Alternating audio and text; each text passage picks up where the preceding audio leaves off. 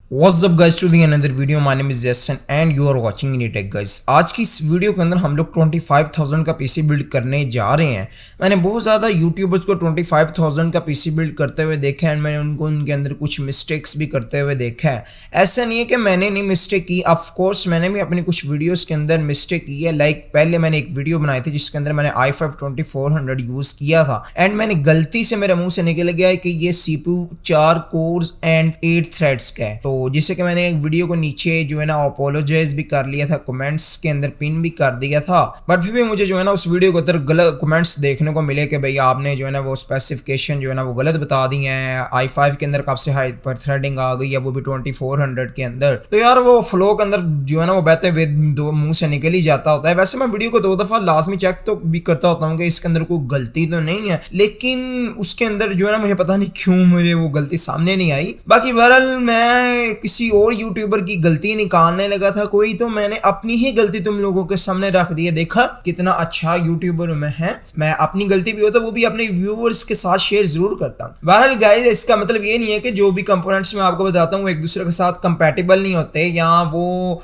उससे अच्छा को पीसी बिल्ड बन सकता है। हो सकता है को पीसी बिल्ड, मैं जो पीसी बिल्ड बनाता हूँ तो उससे अच्छा भी को पीसी बिल्ड बना सकता हूँ, लेकिन उसकी परफॉर्मेंस में इतना फर्क नहीं आएगा। वो मैं जो है ना वो ज्यादातर यही देख के बनाता हूँ कि जरा फ्यूचर प्रूफिंग के लिए आज से मैं ये भी कर देता हूँ उसके अंदर के मदरबोर्ड थोड़ा सा अच्छा चूज कर लिया जाए। कोशिश मेरी यही होती है ताकि आप फ्यूचर के अंदर अपग्रेड भी कर सकें। तो जब हमने हमारा सिर्फ मेन मोटिव ये हो ना कि आपने जो पीसी बिल्ड करना है वो आप लोगों ने बिल्ड करने के बाद उसे अपग्रेड नहीं करना, कुछ भी नहीं करना, बस आप लोगों ने वही जो है ना वही पीसी चलाना है 2-3 साल, तो फिर और बात होती है। लेकिन मेजोरिटी ऑफ द पीपल्स मेरे ख्याल से ऐसे नहीं होते यार। हम गेमर्स फील्ड मेरे ख्याल से ऐसी है कि हमें चैन नहीं मिलता यार, नई से नई चीज पे अपग्रेड करने का दिल चाहता है। तो बहुत ज्यादा फैक्टर्स को जो है ना मैं मद्देनजर रखता हूँ एक पीसी बिल्ड करते वक्त। बहरहाल आज की वीडियो मेरी 25,000 के ऊपर है और मेरा ख्याल है कि मैंने काफी सारा जो है ना वो वक्त बर्बाद कर दिया है। बहरहाल हम लोग बात कर लेते हैं 25,000 के अंदर जो है ना वो कौन कौन से कंपोनेंट्स आप लोगों को देखने को मिल जाएंगे। आज की इस वीडियो के अंदर जो है ना वो मैं आप लोगों को एक बात बताऊंगा, एक ऐसा ग्राफिक कार्ड बताऊंगा जिसके बारे में आप लोगों को पता तो है लेकिन शायद आप लोगों को उसकी परफॉर्मेंस का अंदाजा नहीं है। एंड वो ग्राफिक कार्ड भी मैं आप लोगों को एनवीडिया की तरफ से बताऊंगा। बहुत ज्यादा लोग अब खुश भी होने लगे हैं क्योंकि इस बिल्ड के अंदर मैं एनवीडिया का ग्राफिक कार्ड यूज करने जा रहा हूं। सबसे पहले हम लोग अपने सीपीयू मीन के प्रोसेसर के बारे में बात कर लेते हैं कि प्रोसेसर जो है ना वो आप लोगों को कौन सा मीन के हम लोग इस बिल्ड के अंदर यूज करेंगे। प्रोसेसर के अंदर मैंने अपना वही पुराना चीता जो है ना वो प्रोसेसर यूज किया जो कि मैंने बहुत सारी बिल्ड्स के अंदर यूज भी किया है, जो कि i5 2400 है। अब ऑफ कोर्स मैंने जो है ना वो आप लोगों को स्पेसिफिकेशन बताकर अपना वॉच टाइम बढ़ाने की कोशिश करनी है, लेकिन वो अलग बात आप लोगों ने यहाँ से स्पेसिफिकेशन में वीडियो स्किप कर लेनी है, लेकिन कोई बात नहीं, जो इंटरेस्टेड है स्पेसिफिकेशन में वो देख ले। इस प्रोसेसर के अंदर आप लोगों को 4 कोर्स एंड 4 थ्रेड्स देखने को मिल जाते हैं। बेस क्लॉक जो 3.1 गीगाहर्ट्ज की है, बूस्ट करता है 3.4 गीगाहर्ट्ज तक। मीन के जब आपका सिस्टम आइडल पे होगा, कोई भी काम उस पर कोई भी वर्कलोड नहीं हो रहा होगा तो तब वो 3.1 के ऊपर चल रहा होगा ऑटोमेटिकली, एंड जब आप उसके ऊपर कोई वर्कलोड डालेंगे तब वो 3.4 गीगाहर्ट्ज तक अपने आप को टर्बो कर लेगा। कैशे 6 MB की आप लोगों को देखने को मिल जाती है इसके अंदर। उसके अलावा ये 13.2 नैनोमीटर पर बेस्ड है और वट एवर। इसके अलावा और भी बहुत सारी थिंग है। 32 GB तक की मेमोरी को सपोर्ट करता है। DDR3 की आप इसके अंदर रैम लगा सकते हैं। एंड गाइस ये प्रोसेसर जो है ना वो 1333 मीन के 1333 मेगाहर्ट्ज तक की रैम की फ्रीक्वेंसी को सपोर्ट करता है। आप यहाँ तक रैम की फ्रीक्वेंसी को चला सकते हैं इसके ऊपर। मदरबोर्ड की अगर हम लोग बात करें, मदरबोर्ड में मैंने वही अपना मदरबोर्ड यूज किया है। Asus की तरफ से आने वाला H61ME मदरबोर्ड। आप लोग MSI के भी सादे H61 के साथ जा सकते हैं।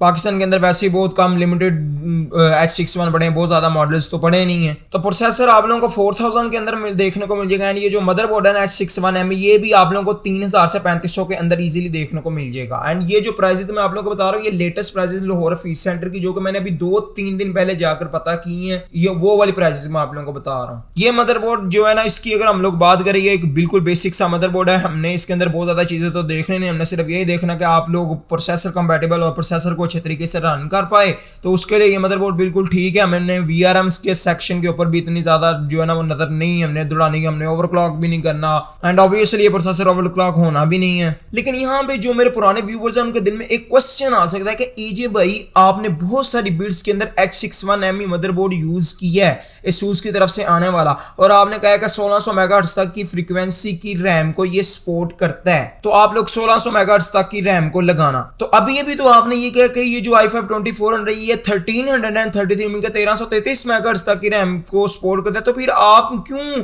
हमें कहते हैं कि 1600 मेगाहर्ट्ज तक की रैम को यूज करो। एंड इनफैक्ट कि आपने पहली जो आपकी बिल्ड्स है जिनके अंदर आपने i5 2400 यूज किया, फिर भी आपने यही कहा कि 1600 मेगाहर्ट्ज तक की रैम को यूज किया जाए। आपने ऐसा क्यों किया? हमारा प्रोसेसर तो 1333 मेगाहर्ट्ज तक की रैम को सपोर्ट करता है। गाइस पता है के बाद आप लोग H61 के ऊपर जो है ना वो i7 3770 भी लगा सकते हैं, प्रोसेसर को बढ़ा सकते हैं, आप लोग i5 3570 भी लगा सकते हैं। तो इसलिए जब आप लोगों ने वो जरा हाई एंड प्रोसेसर आप लोग कल को अपग्रेड करेंगे ना इसके ऊपर, तब आप लोगों को ये नहीं होगा कि अब मैं थोड़ी सी रैम और बढ़ा लूँ, हाई फ्रिक्वेंसी वाली रैम ले लूँ। इसलिए मैं जो है ना वो 1600 मेगाहर्ट्ज तक की रैम जो है ना वो ही लगवाता होता हूँ। एंड जब आप लोगों ने i5 2400 लगाना है तो वो तब रैम 1600 मेगाहर्ट्ज तक नहीं चलनी, तब रैम जो है वो 1333 मीन के 1333 मेगाहर्ट्ज तक खुद ब खुद चलेगी। लेकिन जब आपका प्रोसेसर सपोर्ट कर रहा होगा हाई रैम को, मीन के 1600 मेगाहर्ट्ज तक की रैम को, तब आप लोग डेफिनेटली यूज कर पाएंगे। अब मैं ये गारंटी से कह सकता हूँ कि ये बात आपको किसी भी यूट्यूबर ने नहीं बताई होगी। रैम की बात करें तो रैम के आप लोगों ने टोटल 8GB लेनी है, 4+4 मीन के 2 आप लोगों ने मॉड्यूल लेने हैं 4GB वाले, और टोटल 8GB लेनी है आप लोगों ने रैम। एंड रैम आप लोगों को जो है ना इजीली देखने को मिल जाएगी 3500 रुपीज के अंदर। पावर सप्लाई की अगर हम लोग बात करें तो वो आप लोगों ने कोई भी जो है ना वो डेल की तरफ से आती हैं, कुछ OEMs जो होते हैं हम लोगों के उनके अंदर से पावर सप्लाई निकलती हैं, कुछ OEMs जैसे जो Xeon के सिस्टम्स में से निकलती है ना पावर सप्लाई, वो थोड़ी सी अच्छी होती हैं। अगर आप वो लगवा सकते हैं, अगर कोई आप लोगों को निकाल के दे हो सकता है तो आप लोग वो लगवा लें, नहीं तो आप लोग और कूलर मास्टर या की वगैरह की तरफ से लगवा सकते हैं एक 450 मिनट के 450 वाट तक की पावर सप्लाई, जो कि आप लोगों को इजीली 1500 रुपए के अंदर देखने को मिल जाएगी। हार्ड ड्राइव जो है ना वो मैं अपनी अक्सर वीडियोस में हार्ड ड्राइव बताना बोल देता हूँ। हार्ड ड्राइव जो है ना वो आप लोगों को इजीली देखने को मिल जाएगी 1500 रुपए के अंदर। एंड 5GB की मैंने हार्ड ड्राइव इसके अंदर यूज की है, 500 गीगाबाइट्स। अब कैबिनेट की मीन के केस की बात कर लें जिनके अंदर आप लोगों ने सारे कंपोनेंट्स फिट करने हैं, लगाने हैं, तो वो आप लोगों को 1000 रुपीज के अंदर इजीली देखने को मिल जाएगा। कोई शशका टाइप हमने नहीं लेना, हमने कोई आम OEMs जो होते हैं हमारे डेल या HP उनके जो टावर्स के पड़े होते हैं आप लोगों ने वो ले लेने हैं, तो 1000 में आप लोगों को वो देखने को मिल जाएगा एक। तो ग्राफिक कार्ड की बात कर लेते हैं, तो ग्राफिक कार्ड आज मैंने बहुत ही नाइस और बहुत ही अच्छी चॉइस मैंने रखी है ग्राफिक कार्ड की। इस वक्त जो मैं आप लोगों को ग्राफिक कार्ड बताऊंगा वो 1050 Ti से बहुत सस्ता होगा। एंड आप लोगों को उसके करीब नहीं बल्कि काफी करीब जो है ना वो परफॉर्मेंस दे देगा।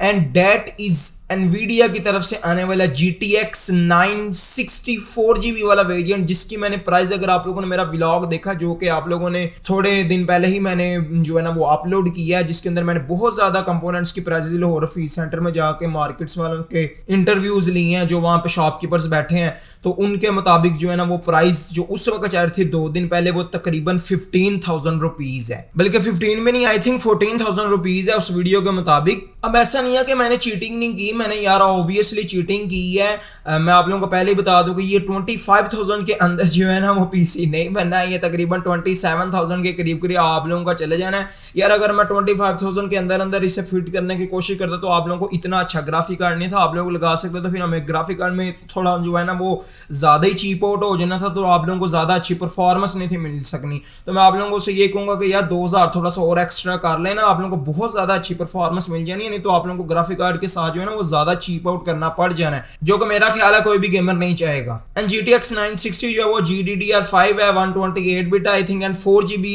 की VRAM के साथ आता है। इससे ज्यादा मैं फर्दर यार डिटेल के अंदर नहीं जाऊंगा, ये मेन स्पेक्स मैंने आप लोगों को बताते हैं जो कि ज्यादातर जो है ना वो पाकिस्तानी देखते होते हैं, लेकिन हमें ये स्पेक्स असल में नहीं देखने चाहिए। बहुत हम लोग और भी बहुत ज्यादा चीजें होती हैं जो कि ग्राफिक कार्ड की डिपेंड करती हैं उसकी परफॉर्मेंस के ऊपर, लेकिन फिलहाल यार समझ लो मैं नहीं चाह रहा कि वीडियो लंबी करूं। तो मैं उम्मीद करता हूं कि आप लोगों को वीडियो पसंद आई। अगर वीडियो वाकई पसंद आई तो वीडियो को यार लाइक जरूर करो, मेरे चैनल को विजिट करो। अगर आप लोगों को मेरे चैनल का कंटेंट पसंद आता तो मेरे चैनल को सब्सक्राइब भी करो। I see you in the next one. अल्लाह हाफिज।